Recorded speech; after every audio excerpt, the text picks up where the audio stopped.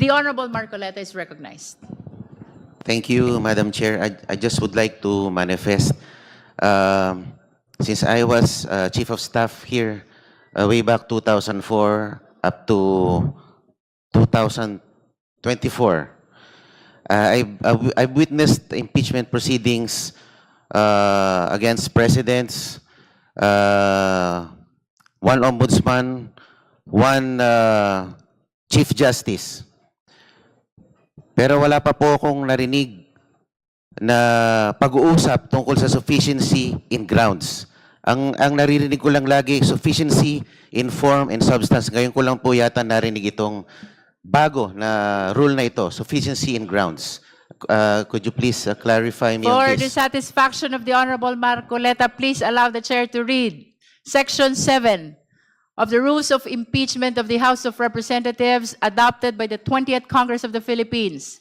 Section 7, Submission of Evidence and Memoranda. After receipt of the pleadings, affidavit and counter-affidavits, and relevant documents provided for in Section 6, or the expiration of the time within which they may be filed, the committee shall determine whether the complaint alleges sufficient grounds for impeachment. That is for the satisfaction of the Honorable Marcoleta. May I know, Madam Chair, when the rules were promulgated? This not has furnished a been the copy. rules of impeachment of the 19th Congress, which the 20th Congress adopted. So it's not new. Hindi po siya bago. This has been part of the previous rules, which were used during the past impeachment processes. Opo, kasi bago lang po sa akin yung sufficiency in grounds eh. Hindi ko po narinig yan sa mga dating proceedings. Yun lang po. Salamat po.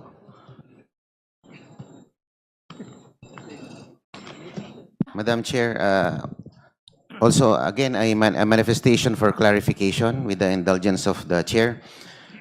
Akin pong hinihiling ang clarification ng komite kaugnay ng aplikasyon ng Section 7 ng ating rules on impeachment, particular kung kailan eksaktong nagtatransition ng komite mula sa determination of sufficiency in grounds patungo sa conduct of hearings at reception of evidence. Sa malinaw na basa ng Section 7, matapos ang submission ng pleadings, affidavits at relevant documents sa ilalim ng Section 6 o matapos ang lapse ng period, ang tungkulin ng komite ay tukuyin muna kung may sufficient grounds for impeachment. Kung wala, dapat i-dismiss. Kung meron, saka pa lamang magko-conduct ng hearing kung saan papasok ang examination, cross-examination at compulsory processes. Kaya nais ko lamang malinawan, Madam Chair, kung ang mga tinatalakay at tinatanggap na materyales at references sa puntong ito ay para na ba sa determination of sufficiency in grounds o tayo ba ay de facto na nasa hearing stage na dapat ay nangyayari lamang pagkatapos ng ganong determinasyon. Ang paglilinaw na ito ay mahalaga upang matiyak na ang ating proseso ay nananatiling tapat sa ating sariling rules at upang maiwasan ng anumang persepsyon na ang komite ay lumalampas o naghahalo ng mga yugto ng proceedings na malino na pinaghiwalay ng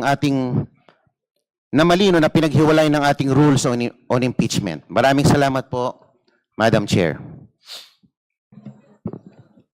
To reiterate, Honorable Marcoleta, the Chair has been stating that we are on the third step, that is the determination of sufficiency in ground. So all these proceedings are towards determining whether or not sufficient ground exists to be able to proceed to this impeachment proceeding. It is only after the declaration of whether or not there is sufficient ground that we may be able to proceed to hearing proper. During the hearing proper, both the complainant and the respondent will be given opportunity to present their witnesses and their evidence. Madam, di po dapat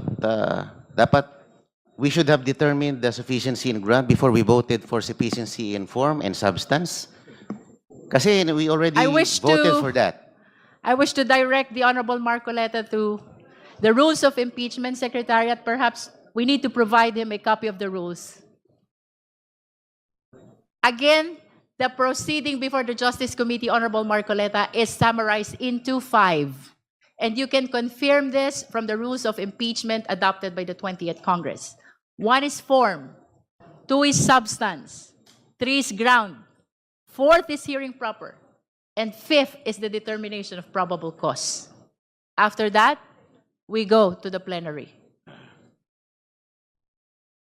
Kindly look into the copy of the rules of impeachment, because everything that I am saying is strictly consistent with the provision of the rules. I will go check, Madam Chair. Thank you. Madam Chair, I encourage all members, even non-members, no, na sana po basahin po natin yung rules para hindi po tayo nalilito at nang sa ganun po ay maiwasan po natin yung mga tanong na maliwanag naman po sa ating rules, na nakasaad sa rules. Maraming salamat po, Madam Chair.